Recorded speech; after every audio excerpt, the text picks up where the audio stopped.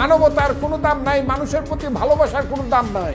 যেই বিএনপির নেতা কর্মীদের জন্য গত 15 বছর লড়াই করলাম, তারা আমাকে এখন ধাক্কা দেয়। বাংলাদেশ জাতীয়তাবাদী দল ঘোষিত প্রাথমিক প্রার্থী তালিকা ঘিরে দলে চলছে তীব্র আলোচনা ও সমালোচনা।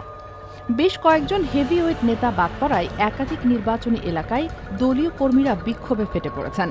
তাদের কাঙ্ক্ষিত প্রার্থী মনোনয়ন না পাওয়ায় এই বিক্ষোভ দলীয় ভাবমূর্তিতে কী প্রভাব ফেলতে পারে তা নিয়েও রাজনৈতিক অঙ্গনে শুরু হয়েছে জোর আলোচনা।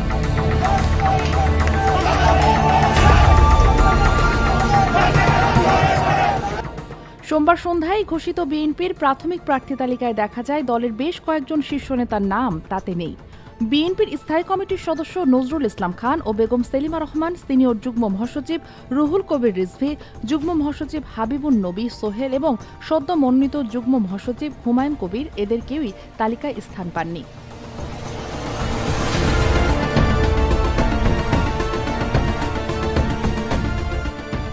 তালিকা থেকে বাদ পড়েছেন বিএনপি চেয়ারপারসনের উপদেষ্টা আব্দুস সালাম, মোয়াজ্জেম হোসেন আলাল ও আমিনুর রশিদ ইয়াসিন।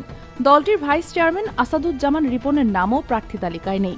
একাদশ সংসদের সংরক্ষিত নারী আসনের সাবেক সংসদ সদস্য ও আলোচিত নেতা রুমিন ফারহানাও এবার প্রার্থী তালিকায় জায়গা পাননি। জানা গেছে তিনি মাগুরার একটি আসন থেকে দলীয় মনোনয়ন প্রত্যাশা করেছিলেন। একইভাবে ঢাকা মহানগর দক্ষিণ যুবদলের সদস্য সচিব রবিউল ইসলাম নয়নকেও দেখা যায়নি প্রাথমিক তালিকায়। অন্যদিকে বিএনপির সিনিয়র নেতাদের পরিবারের সদস্যরা বাদ পড়েছেন মনোনয়ন তালিকা থেকে। দলীয় সূত্রে জানা গেছে এবার একটি পরিবার থেকে একাধিক প্রার্থী না রাখার নীতিগত সিদ্ধান্ত নেওয়া হয়েছিল। সেই সিদ্ধান্ত অনুযায়ী স্থায়ী কমিটির সদস্য সালাউদ্দিন আহমেদের স্ত্রী হাসিন আহমেদ, মির্জা আব্বাসের স্ত্রী আফরোজা আব্বাস এবং ইকবাল হাসান মাহমুদ টুকুর স্ত্রী ও সাবেক সংসদ সদস্য রোমানা মাহমুদ কেউই এবার প্রার্থী তালিকায় স্থান পাননি।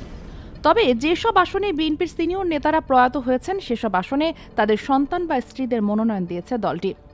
দীর্ঘ 15 বছরের সংগ্রামের পর নির্বাচনে অংশ নিতে যাচ্ছেন বিএনপি, এমন প্রেক্ষাপটে প্রার্থী তালিকা প্রকাশের পর দলের অভ্যন্তরে এই প্রতিক্রিয়া রাজনৈতিক বিশ্লেষকদের কাছে তাৎপর্যপূর্ণ বলেই মনে করা হচ্ছে।